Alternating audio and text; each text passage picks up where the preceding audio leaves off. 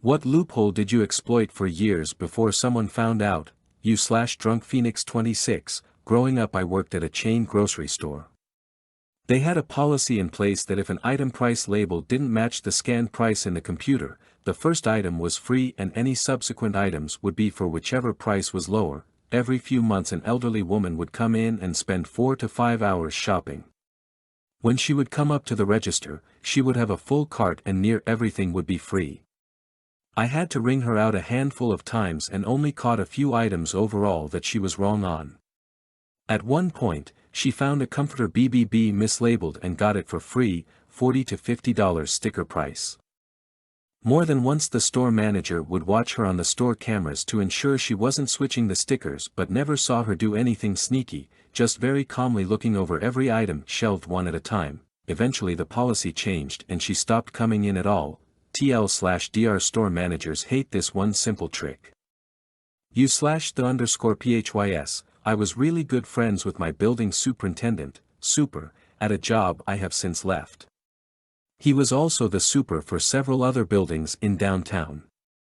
My friend, the super, got a terminal cancer diagnosis and on his last day at the building he gives me an envelope with what appeared to be a parking garage card inside. He said, "Fizz, you have been such a great friend, I wanted to give you my key to the kingdom. It should save you a lot of money because it works in every city-owned parking garage in downtown."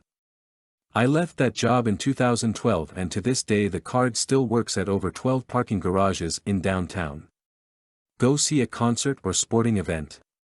Swipe the card for the arena, no longer the official name, garage. Need to park at the courthouse or city hall garage, swipe the card. Want to go see a movie or go to a club or park? Swipe swipe swipe, free parking day or night. Bruce, you left us way too soon, but gave me a gift that just never stops giving. Miss you buddy, and thanks for saving me a ton of money. You/Otternoses, I went to a sporting goods store and they asked me for my phone number when I was paying. I was in a bad mood and didn't want to fight with the clerk, so I told them our local area code 555-1212, which is the old number for directory assistance. Clerk accepted it and I left. When I checked my receipt I had a huge number of loyalty points, because apparently a ton of other people did the same thing. I called the office the next day and switched the account to my new address. A half dozen times over the next few years, I went and got free stuff with all the points that I kept racking up as one of their most loyal customers. Edit. Wow. I've never had a comment blow up like this before. Thanks everyone. Totally made my day. You/Bacon, I grew up down the street from Universal Studios and went there every day after middle school. Eventually we learned to go into the VIP line for rides which nobody was ever in. When the guy stopped us and asked us for our VIP tickets, we just told them a high-up employee named Rick should have called it in. After 2 seconds on the radio trying to verify, every employee just gave up and let us through. We skipped lines for years with that method, and eventually ride attendants came to know us and just let us through. It was beautiful. One day we got bold though and snuck into the studio area. Guards caught us and asked us who we were with. We told him our fictional Rick told us we can be here. Well, the guards took radio verification way more serious, and managed to get a real Rick on the line. We waited for Rick to show up, knowing we were busted. Rick showed up. Turns out he was actually the backlit manager at the time and gave us a strange look. The security guard asked us if we were with him and this dude said yes. He took us aside and asked us what we were doing and we told him we just loved film and the studio atmosphere. He loved that 2 young kids were interested in his job and began taking us all around to the studios, allowing us to sit in on tapings of various shows and so on, giving us a free pass to come back anytime, and also, VIP line access. You/Lanny957, used to work at Redacted like 7 years ago and they used to print these receipts where if you filled out a survey it would give you a 6-digit code, which you could then exchange for a free drink. However, when you gave in the receipt with the code we would just toss it in the garbage and then give the free drink. So over a shift I would just keep all the survey receipts when people didn't want them, write random numbers on them, then keep a wallet full of free coffee. Since I already got tons of free drinks, I would give them to homeless people and explain it was good for a free coffee. Probably gave away like 100 free drinks. U/W0RDN3RD, because I was a good student and rarely got into trouble, I was allowed to have my own phone extension in my room, so, if I was out past curfew, I'd call home. When my mom answered, I'd say, "It's for me. I've got it." And she'd think I was up in my room. She never did catch on. Laughing face, edit, it was 1976. My mom never knew. I know that because I confessed to it years later. She was very shocked and mad, and she grounded me.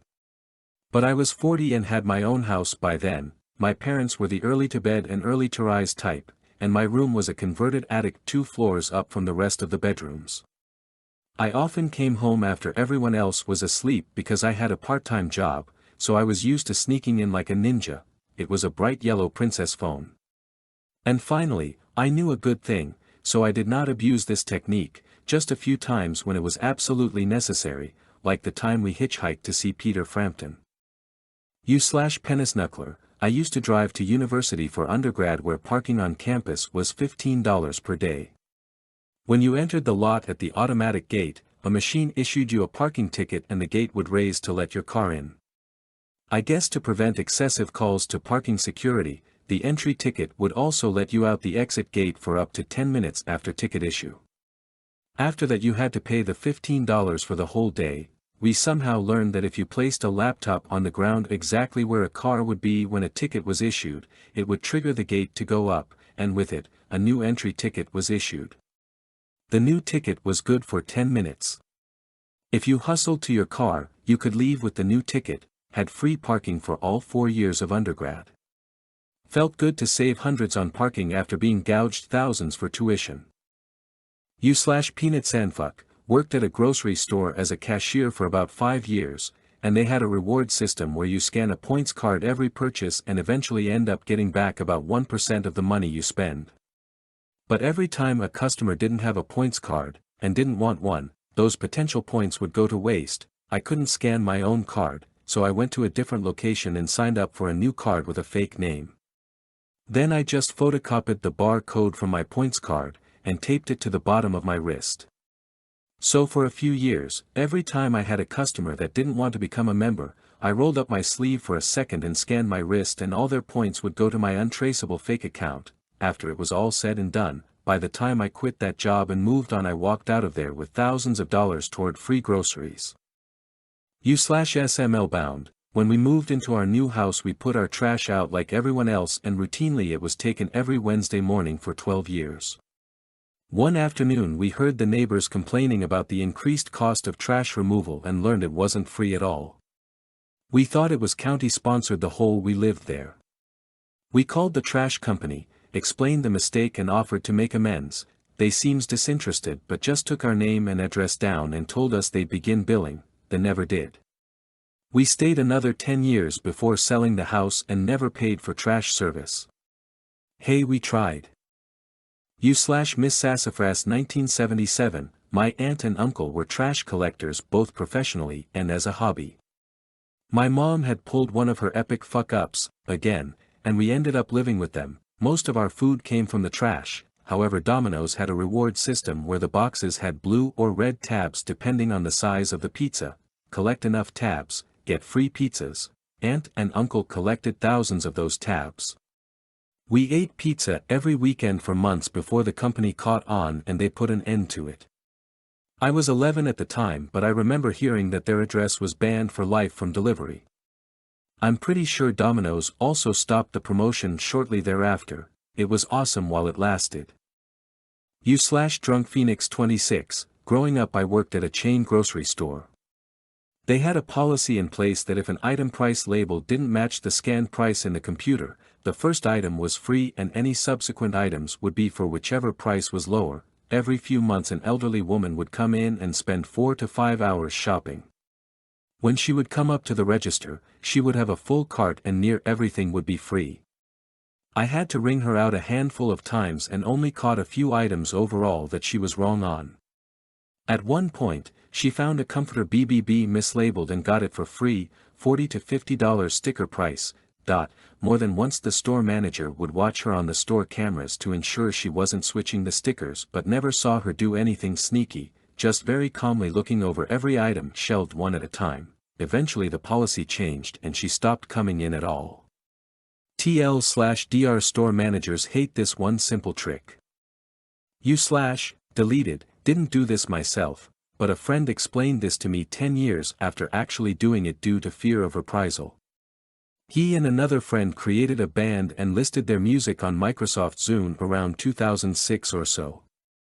This was during the time that iPods were incredibly popular and Microsoft was trying their hardest to get a bigger piece of the market. They were pushing the Zune hardware device as well as their own music store, throwing tons of cash to try and catch up. This included signing some artists to release their music only on Zune. Additionally, this included paying artists significantly larger payments per song play on Zune devices as well as simply online through a web browser or desktop application. I'm told they paid 20 to 30 times what Apple was paying in some circumstances. So my friends quickly created jumbled crap music that apparently sounded like random sounds. They created several albums worth of not even shit music, but just jumbled noise to the point that they had maybe 6 albums of songs. They then bought several old, shitty computers. They then plugged them in at a few different apartments and ran VPNs which allowed them to show up as having different IP addresses. They then played their shitty songs on repeat for months. They made several $100,000 before finally received a cease and desist letter from Microsoft. It got to the point where they were traveling for months at a time, while their computers were on back home repeatedly playing their terrible nonsense music playlists and effectively pouring money into their bank accounts. Said that at one point they made into Zune's top 25 most played artists. At which point they got spooked and slowed things down a bit.